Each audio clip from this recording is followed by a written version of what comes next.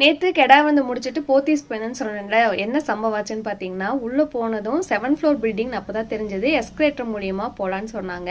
எனக்கு ரொம்ப ரொம்ப பயம். நான் எந்த மால்லையுமே போக மாட்டேன். அங்கேருந்து அக்காட்ட எனக்கு லிஃப்ட்டுக்கு வழி சொல்லுங்கக்கா அப்படின்னு கேட்டேன். அந்த அக்கா வந்துட்டு நீங்கள் வாங்க நான் உங்களை கூட்டிகிட்டு போகிறேன் அப்படின்னு என் கையை பிடிச்சி எடுத்து அந்த எஸ்கலேட்டர் ஏற வச்சு என்னை கூப்பிட்டு வந்துட்டாங்க. என் ஹஸ்பண்ட் பாப்பா எல்லாருமே விட்டுட்டு வந்துட்டாங்க. சுற்றி இருக்கவங்க எல்லாம் லைட்டாக சிரிச்சாங்க. இருந்தாலும் அப்படியே தொடச்சி போட்டுட்டு அடுத்த வேலையை ஷாப்பிங் வேலையை வந்து ஆரம்பிச்சாச்சு. நான் எக்ஸ்பெக்ட் பண்ணதை விடவே ரேட் கொஞ்சம் ஹையாக தான் இருந்தது எல்லாத்துலேயுமே. ஆனால் ஒரு வீட்டில் இருக்க எல்லாத்துக்கும் தேவையான பொருள் ஒரே இடத்துல வந்து கிடைக்கிது.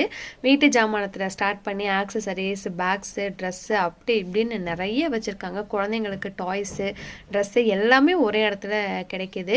7th ஃப்ளோரில் ஃபுட் கோர்ட் இருந்தது. அங்கே போய் கொஞ்சம் ஸ்நாக்ஸ்லாம் வாங்கி சாப்பிட்டு நிறைய விண்டோ ஷாப்பிங் பண்ணிவிட்டு 1-2 மட்டும் நாங்கள் பர்ச்சேஸ் பண்ணிவிட்டு ஊருக்கு வந்து கிளம்பிட்டோம். ஆனால் அன்றைக்கி டே வந்து ரொம்ப ஹாப்பியாக எங்களுக்கு வந்து முடிஞ்சது.